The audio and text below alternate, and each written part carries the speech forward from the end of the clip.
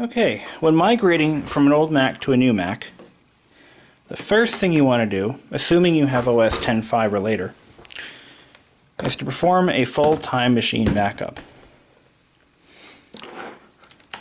We're going to plug in our USB and power.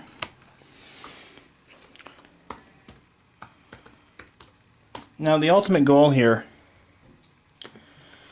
is to make this transition as seamless as possible, to the point where you won't even know you moved from one Mac to the other.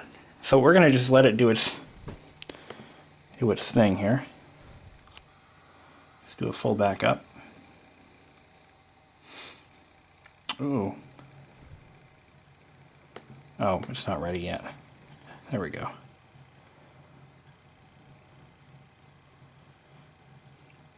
Now this will back up the, of course in my case, today's work. Anything that's occurred from 7 a.m. to now, which is like 9 p.m., 8:14, yeah.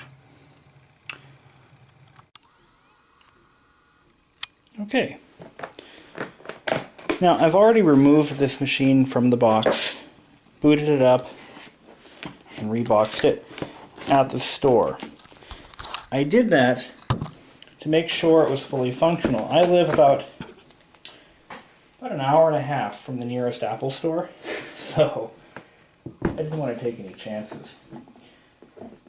What I ended up buying was the Core i7 model, 13-inch. Again, I love my 13-inch MacBooks. And so yeah, Core i7, 500 gig hard drive, and a whopping 4 gigs of RAM. That's not much better than what I had because I had already upgraded my old machine. But here we are. You've got the power supply. This is the newer style MagSafe connector. I don't like it either, but that's what it is. I never use these cords. I'm just going to plug it straight into the power strip down there and hope for the best.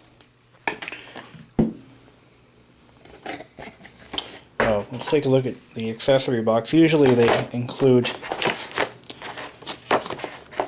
one cleaning pad, and yeah, there it is, and all the software. Now this, of course, doesn't have a Lion yet.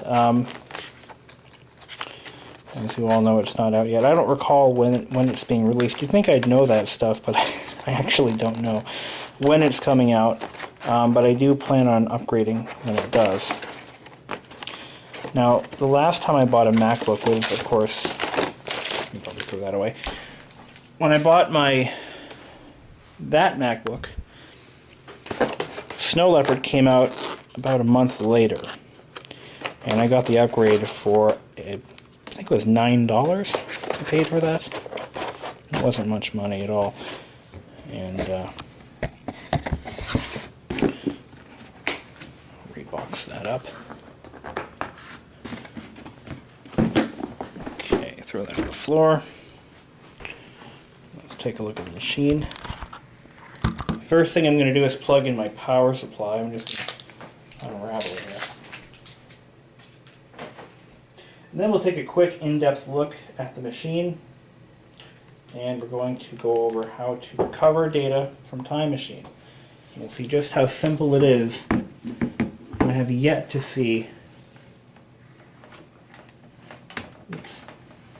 any competing product work as efficiently and quickly as Time Machine. Time Machine is the greatest piece of software I have ever seen, which isn't probably saying much about me, but anyway. Now here's the MacBook Pro and all its sleek aluminum goodness. Now, contrary to popular belief, this is not bare aluminum. This is anodized. If it were bare aluminum, it would corrode on contact. But look at that. Now, one of the first things I did when I unboxed this at the store was I checked it over for any visual defects or blemishes. It's not uncommon to find a machine that has a dent, a screw missing. Yes, even Apple. Sorry guys, but it happens. Or a misaligned gap. I don't see it often. I've seen it on maybe 1 or 2 occasions. As a matter of fact, when I believe it was Gizmodo did the review of this product, they had one with stripped screws and overall sloppy construction. They disassembled theirs and found that it was poorly built. But I don't think I'm going to have that issue with this one. They probably got a very early production unit. But everything is nice and smooth and clean. Plug in our power supply. Yeah, see, I don't like this connector, but it'll have to do. It is more compact. But anyway, we're going to plug in our USB. And once we boot the machine for the first time, we'll pull all the data off that drive, and it'll be as if I was using the same laptop. First boot. Actually, probably second or third. I've already booted it, but first on camera. Physically, it's identical to what I had. The only real difference, I mean, you know, technically, of course, the CPU is, it's the i7 versus the Core 2 Duo. But this one has the new, what the hell is that thing called? Lightning bolt. God, I'm such an idiot. It is,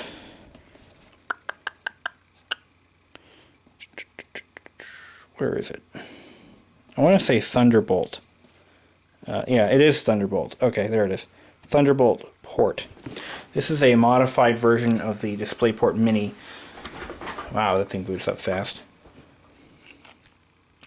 Use English for the main language.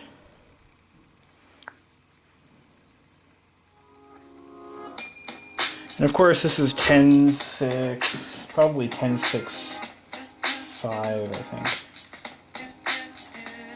Let's see if it tells me.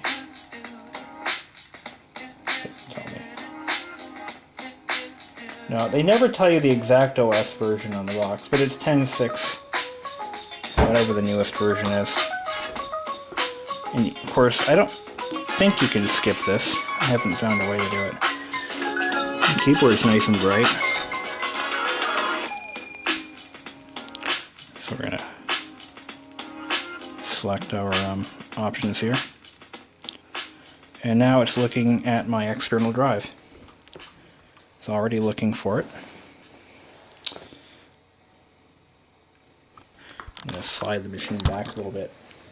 And I'm also going to power up my my little mouse here. I'll pull it out of its little capsule. This is, you know, this is Apple for you. This is how they package all their products now, it seems. And kind of cool. It's expensive. I mean, look at this, $70 for a mouse. And people actually pay it. I'll have to say, I mean, I've used a Magic Mouse for, ever since these came out, I've owned one. And, in fact, that was like the first accessory I bought for the other Mac.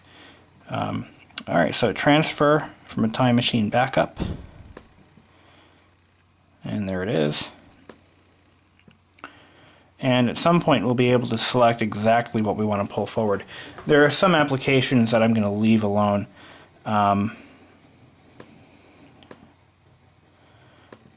Actually, it may or may not give me that option.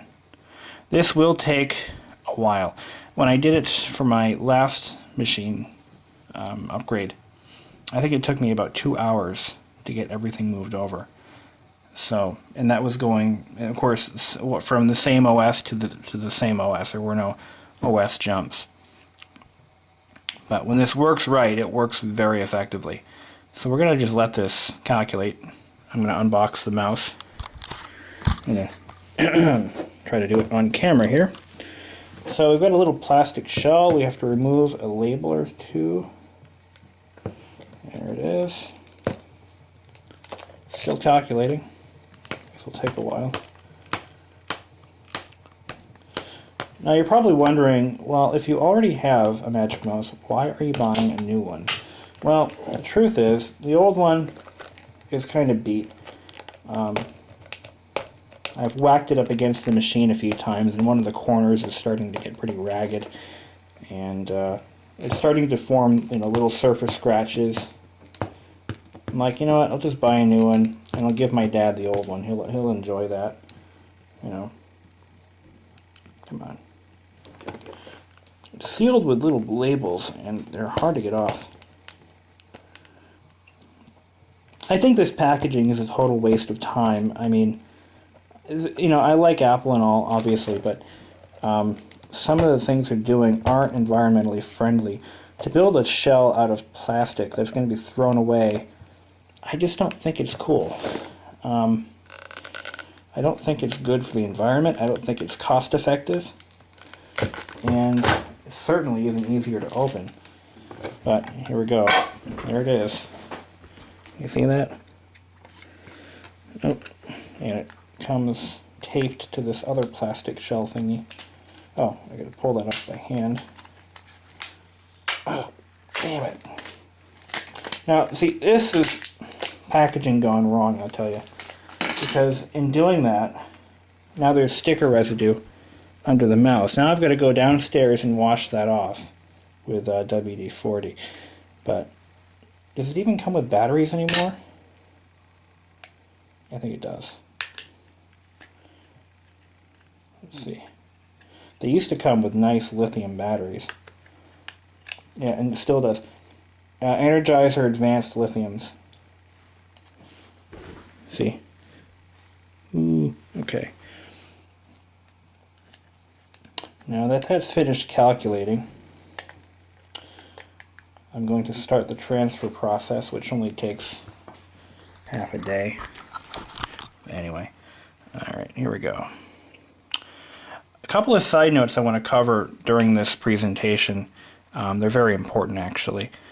If you're considering buying one of these, there's one thing you need to know. If you decide to upgrade the hard drive, you will 9 times out of 10 lose the auto parking feature. When I replaced the Hitachi 160 in my old MacBook Pro, when the machine was just a week old, I actually bought the cheapest version of the MacBook Pro, which at the time had a 160 gig drive, and it was a Hitachi Travel Star, I believe. I replaced it with a Seagate 500 gig drive that week, and the first thing I noticed was I lost the auto park feature, which uses the built-in accelerometer, a 3D accelerometer, to detect machine movement. Parks the heads immediately and is very effective, but when you replace the OEM drive with a different drive, you lose that function, and it can cause the machine to hang for a very brief time when that occurs. So to disable it, you have to run a Unix command on the console, which disables the feature until it's reloaded with a different OS. So what I ended up doing was I bought this one with the 500 gig drive, the OEM drive. So if I bump it, it'll automatically park, which will save my data. That's the idea behind it. So we're already transferring our data. It says 2 hours, 21 minutes remaining. That is pretty close to being accurate, I'll be honest. Anything else I wanted to cover? Yeah, there are a few things. Idiot. If you're tempted to buy this clear plastic shell from Spec or any other competing company, don't. And here's why. Unless you're running the machine in a clean room, these have a tendency to attract dust and dirt particles, which fall in between the plastic casing and the aluminum. And what it ends up doing is it causes permanent scratches, and I'm going to show you some scratches that are the direct result of using this case. Let me just pop her open real quick. I'm going to leave it on here just because I'm not putting it in my new one, so I'm going to give this to my parents when they pick up the machine. But because the damage is already done, there's no point in not running it. This scratch here was caused by that case, and there's some others. There's one here, a piece of sand got stuck in there and scratched the hell out of it. Underneath, there are several scratches and wear marks, especially around the edge, around the palm rest. And these would have been prevented by not using this case and just exercising care in handling the machine. But right here, there's a wear mark. And there's a couple of them under here. There's one there, there. And around the edge, we have a mark here. Here. No, wait, that's the sleep light. Where is it? Here, all around this edge. See that? And here too. Oh, that'll come off. So as you can see, I mean, they actually cause scratches. They prevent dents. Oh, here we go. This is a big one. Right there. Now, every week, I take the covers off, and I clean in between. I clean the machine, and I clean the covers. It doesn't seem to prevent the scratches. So my plan is to just use extreme care and caution to avoid these scratches and dings and dents. Luckily, it hasn't dented yet. So, anyway. And now for the speakers. These old Logitech speakers I bought with my iMac 20-inch that somebody had commented on one of my videos. Hey, where'd you get that? Well, I had an iMac when I moved here, and when I first started making videos. Anyway, I bought this speaker set, the Logitech. I'm not sure what model it is, but it's no good now. X240. It was a $50 special at Best Buy. Don't buy this. It sounds horrible. It actually has really good bass, and it doesn't sound all that bad, but there's a constant hum that you can't get rid of. And from what I've read, they're known for it. And of course I couldn't return it by the time I realized it. I ended up cutting one of the cords because I was too lazy to untangle the speakers. So I'm just going to throw this stupid thing out. I'll never use it for anything else, and I don't know anyone who would want it. So, and it's not worth selling because it's a discontinued product that costs $50 new. Once you figure in the cost of selling it, screw it, throw it away. So I've decided to buy these Bose Companion 2 speakers. I'll tell you, we have these at work, and they sound amazing. Very impressive sound. They used to sell these for about $110, I think. I paid $89 at the Apple Store, no less. And I got a 5% discount on top of it because of my educator discount. And so I got a really good deal on these. They probably sell for $20 on Amazon, but whatever. You know, slide my machine back. Take a look. Look at that. I've never owned a Bose product before. These aren't, I mean, these are obviously made in China and slapped with the Bose sticker. Oh, this lifts out like a clamshell. Let's see here. Very well packaged, I tell you. Apple will be proud. And I think this whole thing tapes together somewhere. Look at that. Oh, yeah, there we go. So yeah, we have these on a couple of machines at work, and I was just so impressed by the sound quality. I made it a point to buy them. I mean, it's kind of hard to find a good quality set of speakers these days, it seems. And I think these are them. There's the, oop. I don't know which one's top or bottom. So there's no wisecracks about the tripod.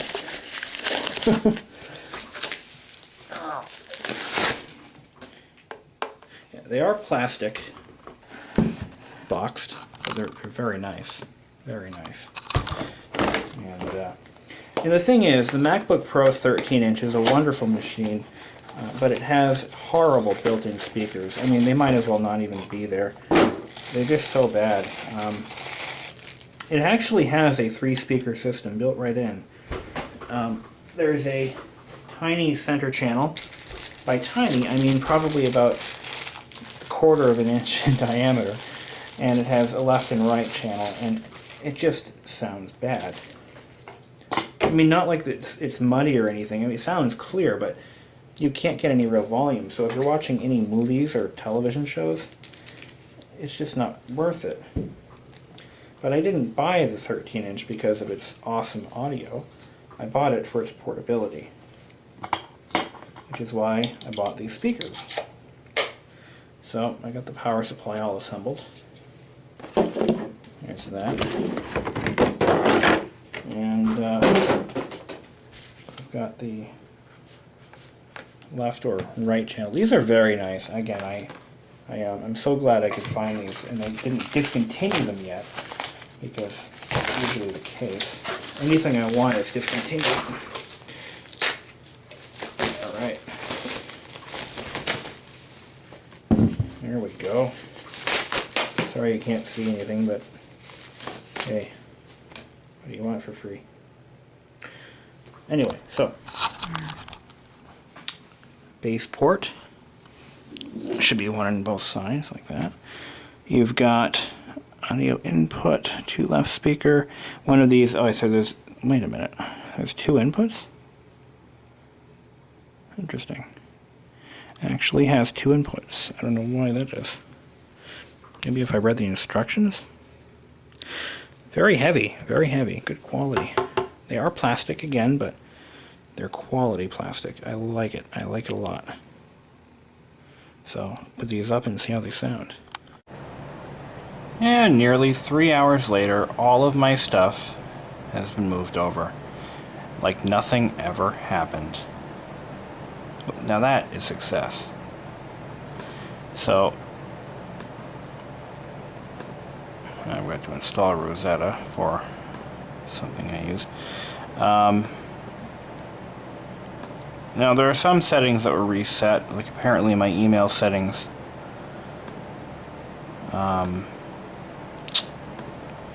have reset, but ultimately my email and inbox is all still there, and I'm getting, oh my god, I got some email. So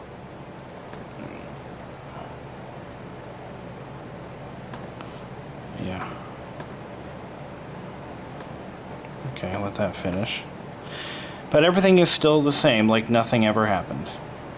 And this machine is now fully rebuilt, back to all factory defaults, and I will deliver it to its new owner, hopefully tomorrow. That being my father. He doesn't know he's getting this yet. My mom is surprising him. I know it sounds rotten to sell a laptop to my parents, but the truth is, I simply can't afford to just go out and buy a new machine and give this one away when it's worth almost $1,000, but I'm giving them a very good price on it. And they're also getting about $300 worth of accessories to go along with it, so they're getting a great deal. As for this one, I ended up replacing everything because I just wanted to start off fresh. You know, new mouse, new speakers, you know, all that happy stuff. But anyway, so that's that, and not much else to say. Till then.